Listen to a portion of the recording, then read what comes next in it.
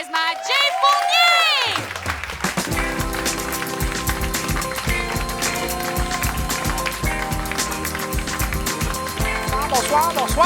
Bonsoir. Ça va bien?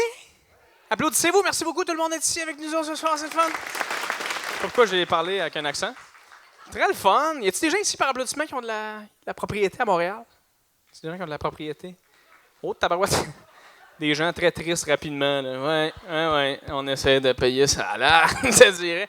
C'est rough pareil. Je checkais ça. J'ai appris 2 choses aujourd'hui, OK? Il y a 2 choses que j'ai appris aujourd'hui.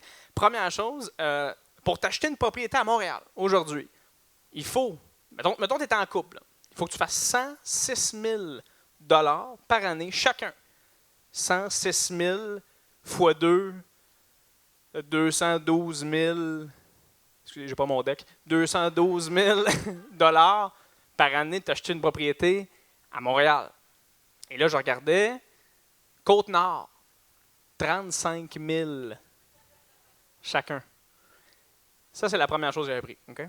La deuxième chose que j'ai appris, c'est que je préfère être dans le trou à Montréal que riche sur la Côte-Nord. Et voilà!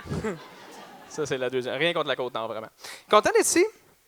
Moi, quand tout a déclenché, quand toute la pandémie a déclenché, je me rappelle, je suis rentré dans le salon, puis il y avait mes 2 colocs qui parlaient ensemble. Les 2, ils font du 40 heures semaine. Puis je me rappelle, les 2, ils jasent de leurs finances, puis ils sont comme...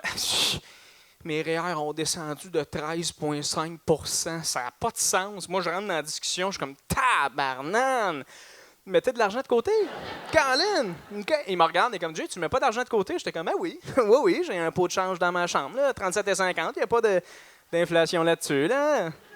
Alors, remarque, il y avait une coupe de sang noir. Peut-être 36 floches, puis après ça, on est correct, OK? Ça a été différent quand même. Moi, pour la pandémie, pour moi, j'ai l'impression que j'ai vieilli 3 fois plus vite. À chaque fois que je me croisais tout nu devant le miroir, j'étais surpris. Moi, j'ai comme un miroir à côté de mon lit, puis je me croisais tout. Parce qu'il y a des gens qui sont pas surpris, hein? Il y a des gens ici ce soir dans la salle qui se lèvent, ils se voient tout nus devant le miroir, ils sont comme oui. Ils s'en vont, là. Moi, je me croisais tout nu devant le miroir, j'étais comme tu sais, une genre de réaction de lendemain de One Night, mais t'es déçu d'avoir ramené toi. T'es comme tabarnak. Mais t'as dit plus de Jägermeister. Je me trouvais tout le temps des nouvelles affaires. À chaque fois que je me voyais devant le miroir, j'étais comme coudonc, comment ça, mon cou est en train de fondre? Il me semble que j'avais un cou droit et fort. Là, il est en train de fondre. Je comprends pas. Puis à un moment donné, je me rappelle, je me lève, je me regarde dans le miroir, j'étais rendu asiatique. Là, j'ai pas compris. J'ai fait, comment ça se... Je comprends pas pourquoi que... Parce que j'ai déjà fait des niaiseries. La veille, chaud mort. Ou le lendemain, je me suis rappelé, mettons, comme ramener un cône orange dans la chambre ou une photo de famille d'inconnus. Mais déjà arrivé, tu sais. Mais de là, à me faire une chirurgie assez précise pour que je ressemble à un Coréen du front jusqu'au pénis, me semble, j'ai pas assez de rigueur dans mes projets, comprends-tu? Finalement, j'étais un peu dans le col, je venais de me réveiller, je regarde, c'était la fenêtre de mon voisin. C'était juste le timing matinal.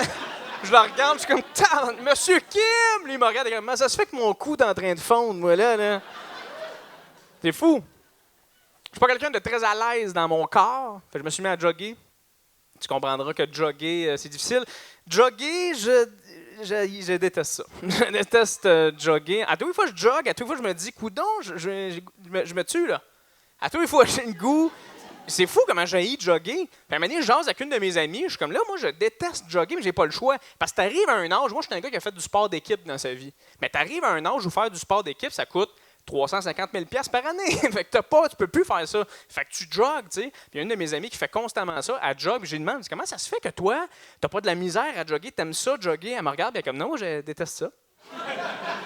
Là, j'étais comme, toi, tu détestes jogger. Elle dit, pour mourir. Mm-hmm. J'étais comme, je comprends pas, tu jogues constamment tout le temps, là, t'arrêtes pas, là. Tu ne fais que ça. Elle me regarde, elle dit, c'est ça, jogger. Tu jogues, t'es comme, j'ai hâte que ça finisse. Tu finis, tu dis, crème, je suis content, c'est fini. Et comme, me semble, ça ressemble à la même affaire qu'à faire de l'arbre en arbre. C'est la même affaire. Puis, un moment donné, je joguais, puis tu jogues dans des sentiers, des fois, où il y a d'autres joggeurs, et tu croises d'autres joggeurs, et il y a des joggeurs que je n'aime pas. Il y a des joggeurs que par le jugement, simplement, de comment ils joguent, je les déteste. Tu sais, il y a des gens comme ça. Ils joguent la petite casquette cielée dans les airs, orange, la petite camisole serrée, le camel pack où ils boivent de l'eau de même, puis ils courent en faisant des sons genre « Tcha! Tcha! » T'es comme, coudonc, c'est un pro, un asthmatique, ce gars-là. Je ne sais pas c'est quoi la ligne, tu comprends? J'ai ça aussi, croiser des gars en chest qui joguent. Si t'es un gars ici qui se considère homme et que tu jogue pas en chest. Parce que moi, j'ai un manque de confiance en moi, OK? Fait que ça fait que je te regarde, puis la première chose, quand je vois un gars en chest courir, la première chose que je me dis, c'est « Ah, le fatigant, lui! » Puis après ça, je le regarde, puis je me dis « Coudon, je le regarde beaucoup, là. » Puis là, il continue, puis je me dis « Coudon, je suis gay, moi, là? » Puis ça finit de même. Là, je déteste jogger à cause de ça, tu sais. Fait que, un moment donné, je croise un jogger qu'il jogue avec son chien. Il a son chien en laisse, puis il jogue. Puis là, j'ai vu ça, j'ai fait « Asti, c'est ça que ça me prend. À être attaché au cou, puis me faire traîner par quelqu'un de vraiment meilleur qui est comme « Lâche pas! » C'est ça que ça me prend, hein?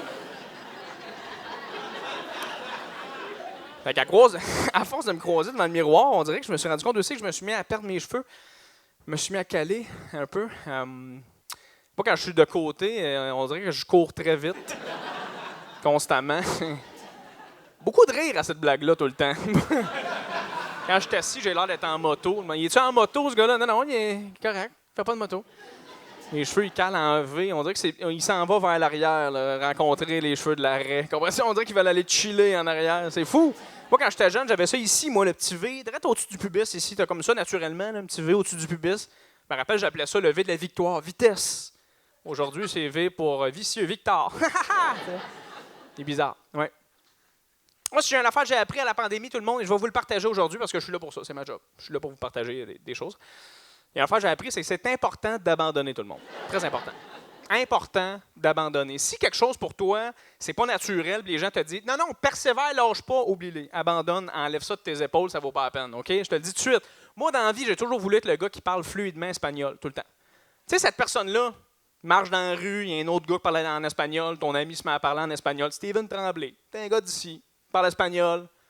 Là, t'es comme toi, Steven, tu parles espagnol fluidement. Puis il est comme. Puis il s'en va. Tu sais, cette personne-là, jamais le dire pourquoi. Puis à un moment donné, je me suis dit, Jay, tu vas jamais parler fluidement espagnol parce qu'il faut que tu fasses des efforts, tu sais. Puis tu les feras pas. Jamais dans ta vie, à toutes les semaines, tu vas écouter des films en espagnol, tu vas écouter de la musique en espagnol, tu vas parler espagnol avec un ami qui parle juste en espagnol pour qu'à un moment donné, une fois ou 4 ans, je dise un peu mieux un Mexicain que non, j'en veux pas de la poudre. Tu sais. Joke de poudre un petit peu moins, ça pogne moins ici aux fesses, aux étoiles montantes. OK, je comprends. On va aller vers le moche dans ce cas-là. Peut-être que ça va aller chercher le monde. Je sais pas. Important d'abandonner tout le monde, c'est très important.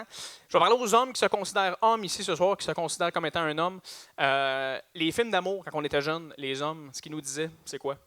Quand qu'une fille te dit non, t'abandonnes pas, lâche pas, monde dit que t'es l'homme de sa vie. Moi, te dire, abandonne. OK? Abandonne tout de suite, c'est pas important. OK? Tu ne fais pas. Abandonne. J'ai réécouté The Notebook récemment, tout le monde, et complètement #MeToo comme film. Je vais te le dire, là.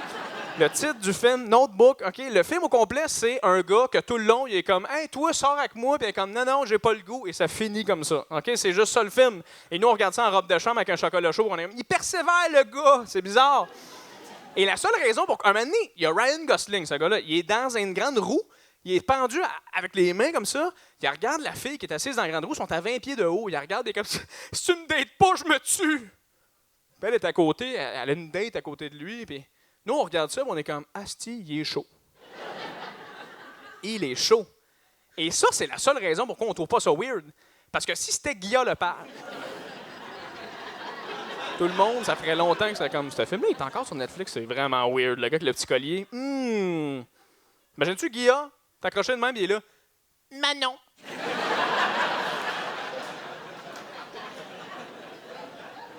La question qui tue. Je vais vous laisser là-dessus, tout le monde. Merci beaucoup. Passez une belle soirée.